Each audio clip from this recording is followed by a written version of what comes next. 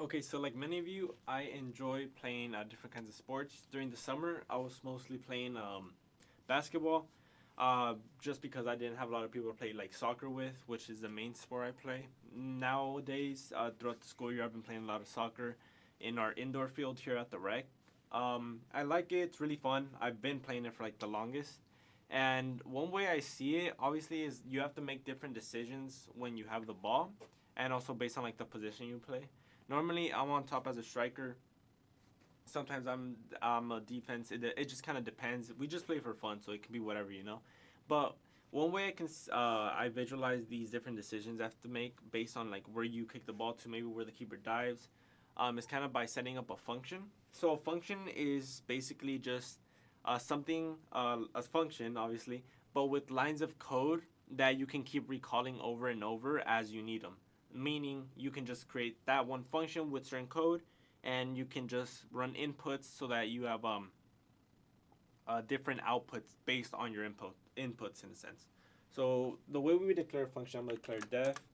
I'm gonna just say score, something simple, and here I'm gonna include parameters. Some functions don't have parameters, but most of them do. Basically, saying parameters are just certain inputs possibly that you're throwing into a function that you want to do different things with. So here I'm gonna just say, let's say ball, and then keeper. So like the ball and the keeper, and then I'm gonna do colon, and then here, everything indented after my definition or declaration of my function is gonna be what's inside my function. But before that, we're gonna ask for a few inputs. So I'm gonna say kick is equal to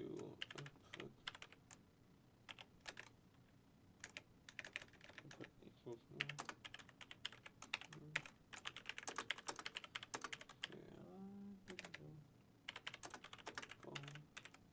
where did you kick the ball, and then let's say our keeper, so I'm gonna say dove equal to input, where did the keeper go?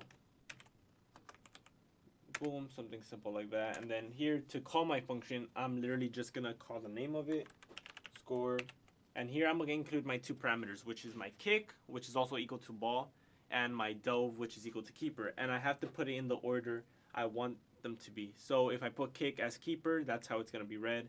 If I put dove as ball, that's how it's gonna be read, but I don't want that. So I'm gonna do kick first, because that's what I want my ball to be in the function, and then dove for my keeper. So boom, simple. Now inside the function is where our main code is gonna go. So I'm gonna say if ball equals left, if keeper equals left, and boom, left, we're gonna say print, let's say great save. Save. Boom, something simple. Let's say else, print nice goal.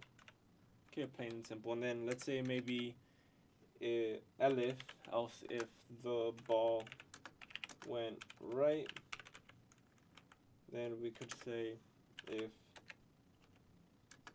keeper is equal to right,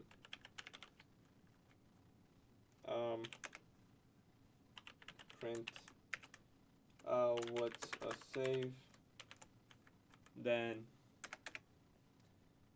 else print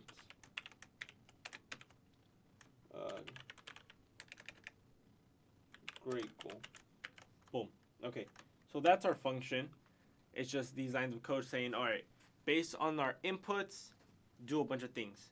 And that's kind of what we want in functions. We want it to have a decent amount of code so that in our main code that we want, it's not, we don't have to keep redoing these lines of code in a sense. So let's say based on the different inputs, I did that, but I don't want to keep typing that out each time I have those inputs. I can just keep calling like down here the function right here, and then based on those inputs, it's gonna output different state scenarios or printout statements. So here, based on my inputs, I'm just gonna run the function. So where did you kick the ball? So that's gonna get my kick. Let's say I went left. Where did the keeper go? Let's say he also went left. Greater save. That's a spelling mistake. I meant to just say great save. So boom. Let's save that. Oh, wrong button. I'm gonna save that now. And now run it again. Let's say again left. Left. Great save. There we go. That was a spelling error. My apologies. But yeah, that's how it works. So since I put two different inputs, the kick and the dove went right here. Kick went to the left, which would be ball. Dove went to where the keeper would be. Then they were read in through up here. Check the condition. Oh, okay, the ball went left. All right, let's do this now. Check if the keeper went left. Great save. Boom. Done. So if I did this twice in a sense, so let's say I have two more inputs. Let's say shot, which is the next shot. Where did you shoot? Same thing. Where did you shoot? Then let's say another. Let's call it dive this time instead of dove. Let's say input is equal to where did the keeper go? Question mark. And then what I want to do is call the function again. This time with these new parameters: shot and dive. And boom, we're saving that. So now what you're gonna see here, let me actually make this code tab a bit and make it smaller so you guys can see all of it. Boom. And then I'm gonna lift this up. It's a bit more readable, hopefully. Okay, so now run it. Where do you kick the ball to? Let's say my first time I went right. Where did the keeper go to? Let's say he went left. Boom, great goal. Now I'm gonna do two more input statements. So where did I shoot? Where did you shoot? Yeah, where did you shoot? I'm gonna say this time I went, instead of right, I went left.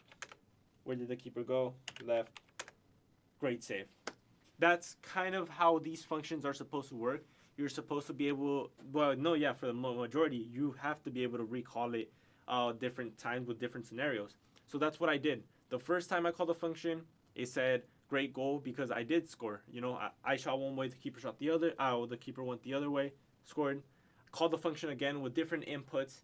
Read it, all of the code above right here, from reading in the parameters and going through all these different else if statements to see what it should return. And then the second time I returned great save because the keeper saved it.